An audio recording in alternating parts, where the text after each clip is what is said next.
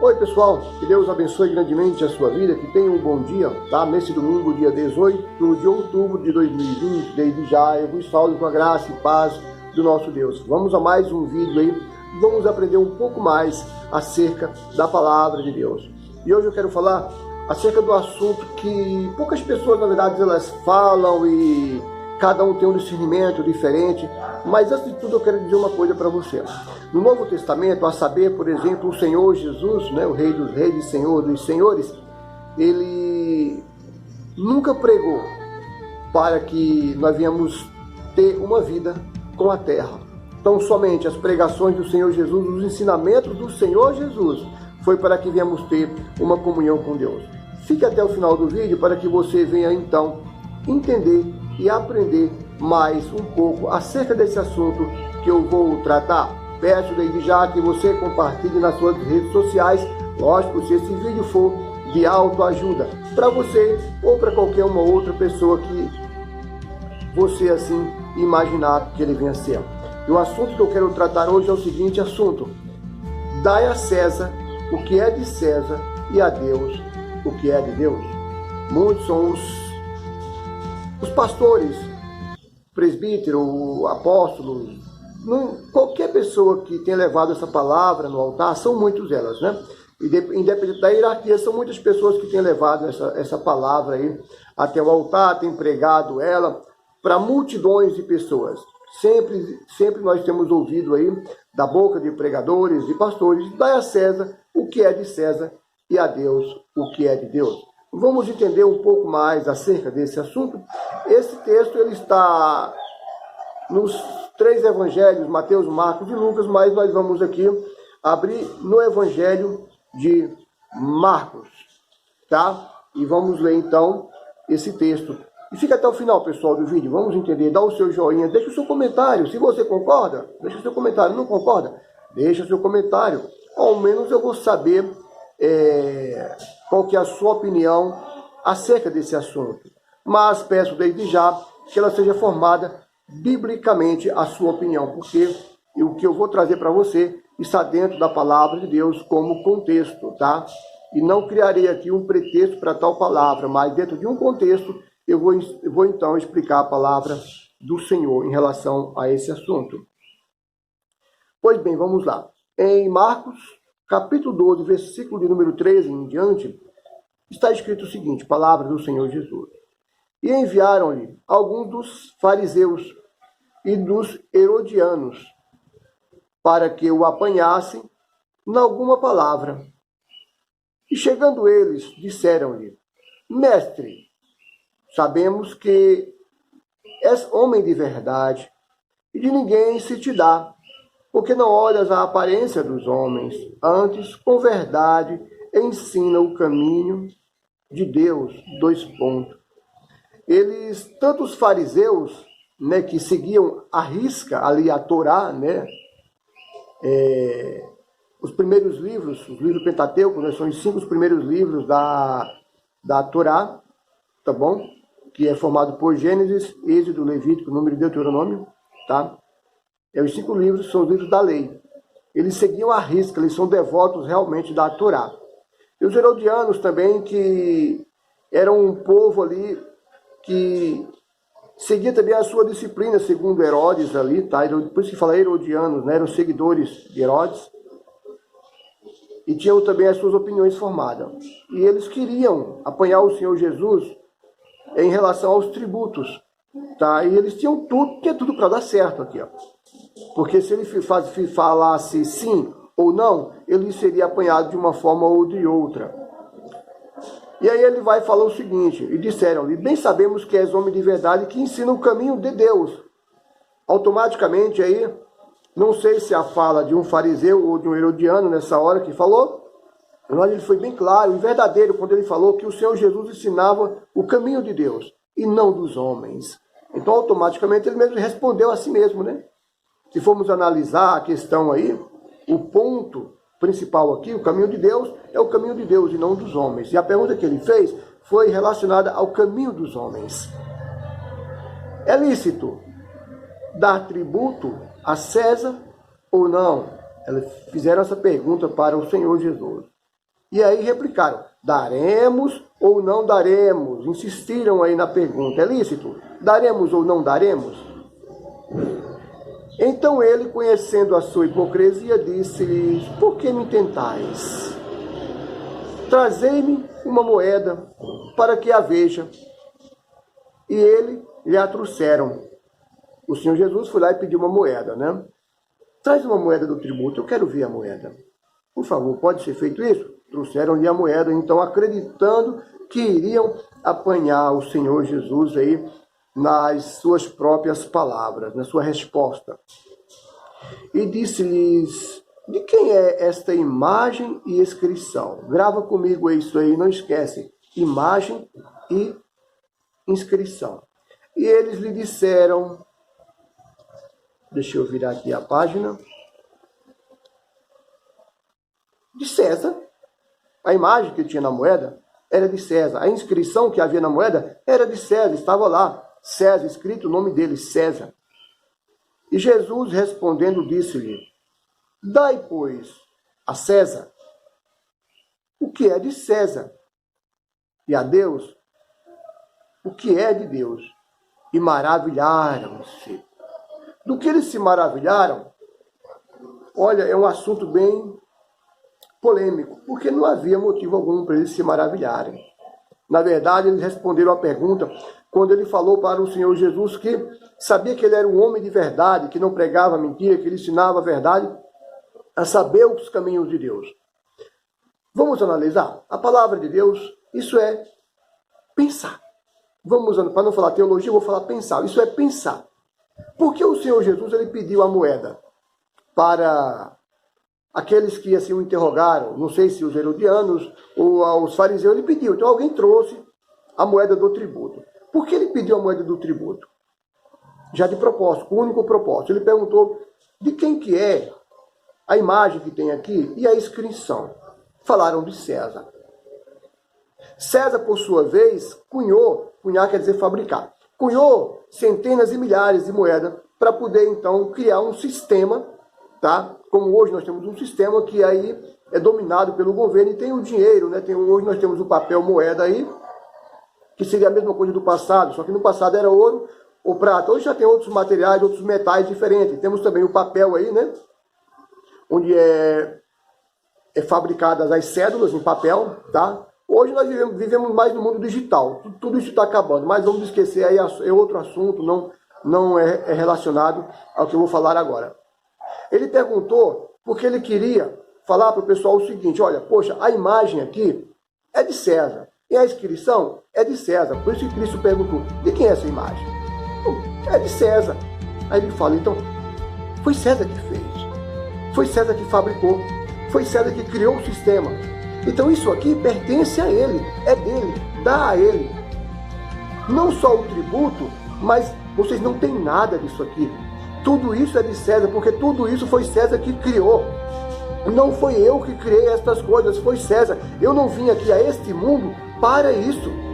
Eu vim aqui para pregar o reino de Deus. Então vocês, em outras palavras, vocês se virem com os problemas de vocês. Eu não tenho nada a ver com isso, eu vim pregar o reino de Deus. Eu não estou nem aí para a questão de tributo, eu não estou nem aí para a questão de dinheiro, eu não estou nem aí para a questão de ouro ou de prata ou de qualquer coisa terrena. Se a imagem é de César e a inscrição é de César, então isso é de César, isso não é de vocês.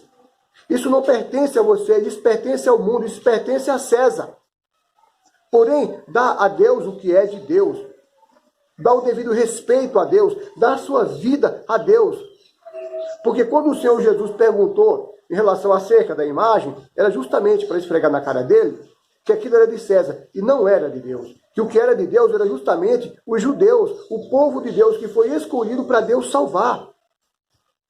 Em outras palavras, poxa, vocês que deveriam abandonar essas coisas, não tentando a mim, para me derrubar, porque eu vim para vocês e vocês me rejeitaram.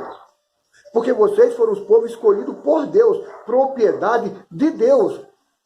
Então por que vocês não se dão para Deus? Entrega a vida de vocês para Deus. E o que é de César, dá a César. E o que é de Deus, que é você, que sou eu, que somos nós, devemos nos entregar para Deus. Porque eu vim, Cristo falando, palavras do Senhor Jesus. Não que ele falou isso, eu que estou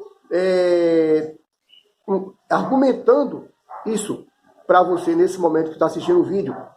Eu vim para vocês, para salvar vocês, porque vocês são imagem e semelhança de Deus. A moeda é a imagem de César, então é dele, foi ele que criou, foi ele que fez, foi ele que fabricou, foi ele que criou o sistema no mundo, para que vocês se tornassem escravos do sistema. E Deus criou você, Deus criou a mim, como imagem e semelhança dele, colocou no jardim do Éden, para que você viesse dominar sobre os peixes, sobre toda a terra, dominar aquilo que ele criou, para você cuidar, o sistema dele, e não o sistema do homem. Se você for comigo lá em Gênesis, quer ver? Gênesis, aqui é tudo muito ao vivo, tá? Gênesis 1, 26 vai falar o seguinte: e Deus disse, façamos, mais que uma pessoa, façamos homem à nossa imagem, conforme a nossa semelhança. Então, meu amigo, você que está me ouvindo, meu irmãozinho de fé, não sei se você serve a Deus ou não, se você é um crente, se é um católico, se você é um espírita, não interessa o que você é. Uma coisa é certa, sendo você servo ou não servo de Deus, isso não importa, você é imagem e semelhança de Deus. E a tua vida e a minha vida tem que ser entregue a Deus. As coisas de César é de César. O dinheiro desse mundo é do governo. O ouro deste mundo que o governo tem estocado, distribuído aos povos, é do governo. Quando ele quiser tirar, ele tira, porque é dele, porque ele criou. Mas a tua vida, só quem pode tirar é Deus. Porque Deus dá ordem aos anjos deles, ao teu respeito, para te guardar e te proteger. Porque tu és propriedade particular, exclusiva de Deus, lógico, desde quando você se voltar para Deus. Porque até então você é criatura, só que feito imagem e semelhança dele. Então, essa passagem de Marcos, ou de Lucas, ou de Mateus, onde está escrito nos 3 evangelhos, não tem nada a ver com dízimos e oferta. Não tem nada a ver com tributo mundano. Tem a ver com entrega de vida a Deus. Se você concorda comigo ou não, deixa aí nos comentários se você não concorda e me mostra isso biblicamente. Me mostra que o Novo Testamento, tá?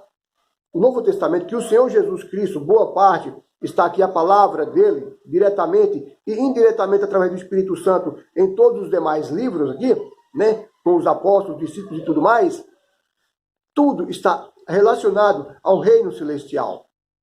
Porque ele vai falar, outra coisa aqui, vamos lá, vamos para Êxodo 19:5, vai falar o seguinte, Êxodo 19:5, e agora, se ouvides atentamente minha voz e guardar a minha aliança, né, a aliança que ele, o concerto que ele fez com o povo, sereis para mim tesouro de todos os povos, porque toda a terra é minha. Ou seja, sereis para mim um tesouro particular. Porque o que eu mais quero é que vocês sejam o meu tesouro, Deus falando. O meu maior sonho é ter você como tesouro. Eu estabeleci regras, eu criei você, a nós no caso, eu criei a vocês, imagem e minha semelhança, porque vocês são propriedades minhas, mas vocês têm que se entregar para mim. É isso que Jesus está falando para os fariseus, seja para os fariseus, para os escribas, para os gentios, herodianos, seja lá quem for, saduceus, para todos que ouviram, ou para todos que ouvirem a palavra de Deus. Essa passagem bíblica trata-se de vida com Deus. Não tem nada a ver com dízimo, não tem nada a ver com oferta. Desde já quero dizer que eu sou ofertante e dizimista, porque a palavra promete: dá, recebe, planta, colhe. Se eu dou em prol da obra, eu vou receber. Se eu planto, eu vou colher. Isso é natural da vida, mais bem-aventurado o que dá do que o que recebe. Então, eu não preciso usar essa passagem bíblica e colocar ela para que uma pessoa, ou um grupo de pessoas, ou toda uma igreja venha ser fiel dentro de uma passagem bíblica dessa, porque ela não se refere a dízimo, ela não se refere à oferta, ela não se refere a coisas do mundo, está falando a coisas espirituais. E eles se maravilharam porque não entenderam, na verdade, quando ele falou em relação a dar a Deus o que é de Deus. Eu não sei o que é que eles pensaram. Uma coisa eu sei, o Senhor Jesus não falou de coisa terrena. Em momento algum, ele pregou coisas terrenas nesse mundo. Vamos aqui, em Mateus, capítulo 3, está escrito o seguinte, é a aparição de João Batista, né? No capítulo 3 ali fala o seguinte, e naqueles dias apareceu João Batista, pregando no deserto da Judéia, dizendo, arrependei-vos, porque é chegado o reino dos céus, porque este é o anunciado pelo profeta Isaías, que diz, vós do que clama no deserto, preparai o caminho do Senhor e endireitai as suas veredas. Então João Batista veio com o propósito de endireitar o caminho do Senhor, para que o Senhor pudesse então entrar. É tanto que na sequência o Senhor Jesus veio, desceu as águas, então a partir dali então o reino dos céus começou a ser pregado na terra, e não mais o reino terreno. Houve uma separação entre o reino terreno e o reino celestial, e Cristo pregou tão somente o reino celestial. Se você quer prosperar, meu amigo, minha amiga, meu irmãozinho, minha irmãzinha de fé, aprenda a dar, que você vai receber. Porque o Antigo Testamento está cheio de passagens onde fala acerca de dízimo, onde fala acerca de oferta, onde fala acerca de bens para essa terra, de comer o melhor da terra e tantas outras coisas. Se você dá, você vai receber, não tenha dúvida. Isso são leis fixas que não irão passar jamais, mas o Senhor Jesus também trouxe a lei fixa dele, que trata-se do reino celestial. Aqui eu tenho nas minhas mãos o Novo Testamento, como também eu tenho aqui o Antigo Testamento, tá? Que fala acerca da lei dos profetas, os profetas menores e maiores por fim. Aqui seria outro assunto. Mas Deus quer a tua vida. Eu vou deixar aqui no final do vídeo um link de um vídeo que eu fiz, O Maior Sonho de Deus. Se você puder, você também vai lá e assiste ele para você entender qual que é o maior sonho de Deus, tá? Mas o nosso foco principal é que você entenda que o Senhor Jesus, ele não falou acerca do reino da terra, porque ele não veio para trazer vida com a terra, mas vida com Deus, vida com ele. É tanto que ele vai falar nas bem-aventuranças lá de Mateus 5, se eu não me engano, Mateus 5:11, ele vai falar que bem-aventurado é aquele que foi injuriado por conta dele, que for perseguido por causa dele, que apanhar por causa dele, que for morto por causa dele, porque o tal terá a coroa da vida, receberá o galardão conforme as perseguições, conforme a pessoa aguentar ali um tranco e buscar os caminhos do Senhor, e buscar ter uma vida com Deus, para que então venha ter uma vida no reino celestial que ele promete para mim e para você, que o tem obedecido, que o ama e tem andado segundo os seus estatutos. Ele vai ser bem claro quando ele fala lá em João 18, peraí. Abre comigo, tá? Se você assim desejar. João 18:36, vamos lá. O meu reino não é deste mundo. Pronto, acabou. Ele já falou, o meu reino não é deste mundo.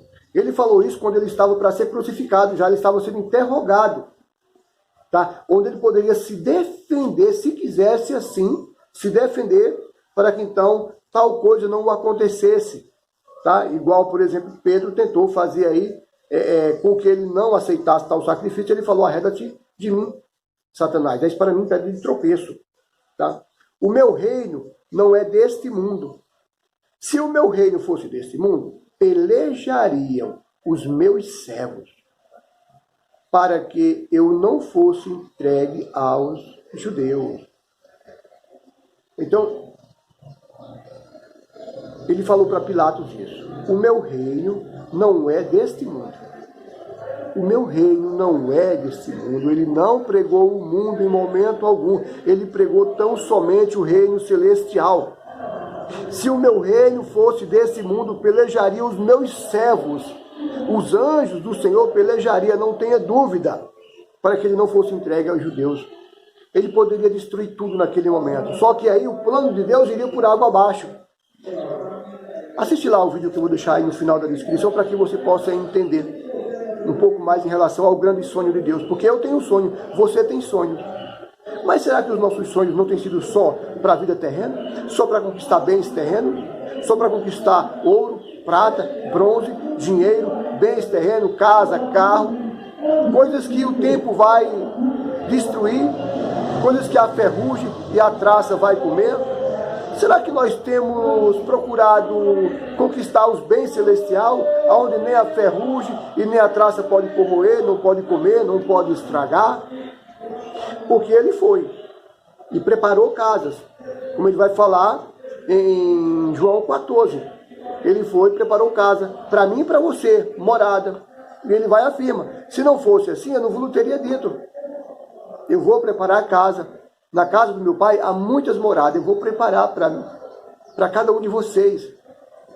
E é esse tesouro que nós temos que lutar, para que venhamos ter esta casa. Porque essa casa é só para aqueles que amam a Deus. É só para aqueles que servem ao Senhor Jesus Cristo, têm entregue a vida para Ele e têm procurado, na verdade, têm andado nos caminhos dele. Falha.